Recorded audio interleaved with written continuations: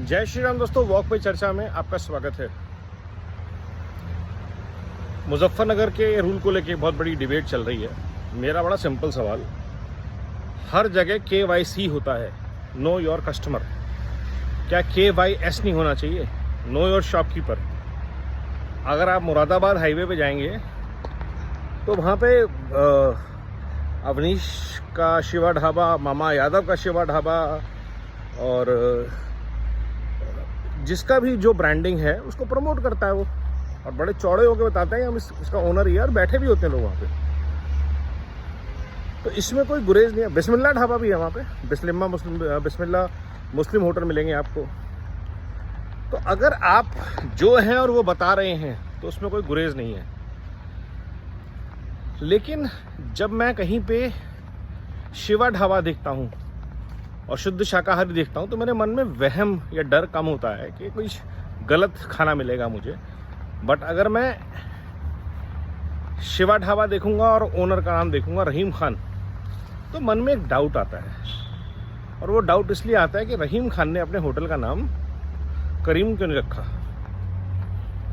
शिवा के word use किया? क्या उनकी शिव में आस्था है? क्या वो हर हर महादेव बोलते हैं? तो जब आप किसी अपनी दुकान का या किसी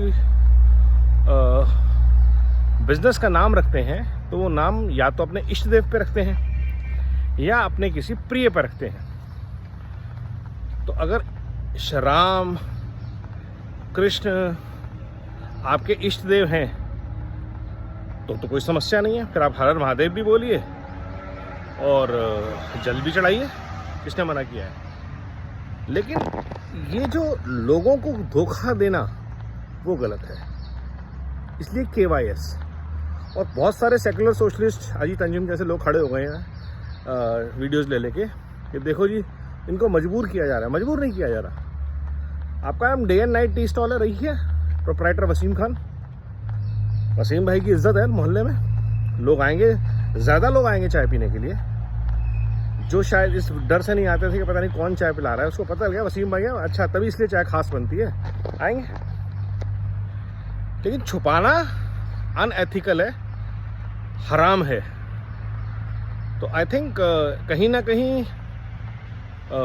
लोगों को इस बात के लिए योगी जी को धन्यवाद देना चाहिए कि उनको सावन के महीने में हराम काम करने से योगी जी ने रोक लिया।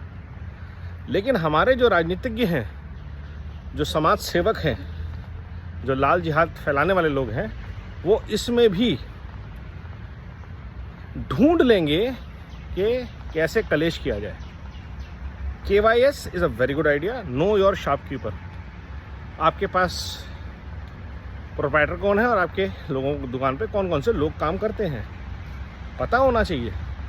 कल लोग जा रहे हैं वहाँ पे, कौन किसका डेटा ले रहा है, कौन किससे क्या बात कर रहा है, किसकी फ़ोटो खींच रहा है, पता होना चाहिए। और ये ओपन में इंफॉर्मेशन होनी चाहिए, which is a very good thing.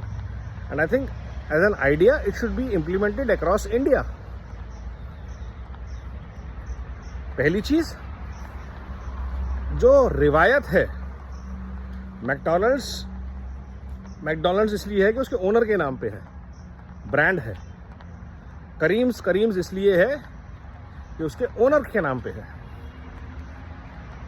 Shiva dhaba इसलिए शिवा ढाबा है क्योंकि उनकी शिव में आस्था है।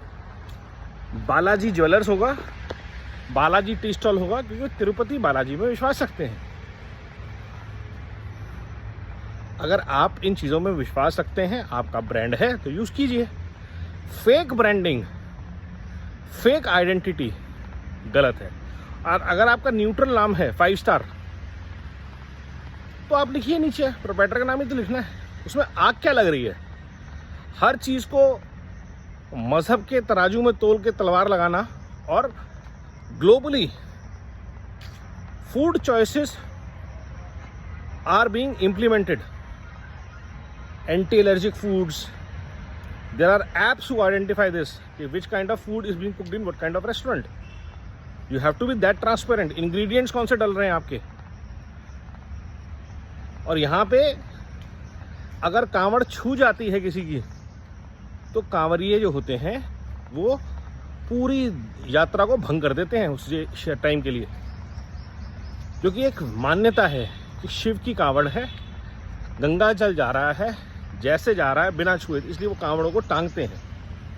तो अगर किसी के मन में एक विश्वास है कि मुझे शुद्ध शाकाहारी सनातन जगह पे ही भोज करना है, तो उसके विश्वास को ठेस क्यों पहुंचाना चाहते हैं आप?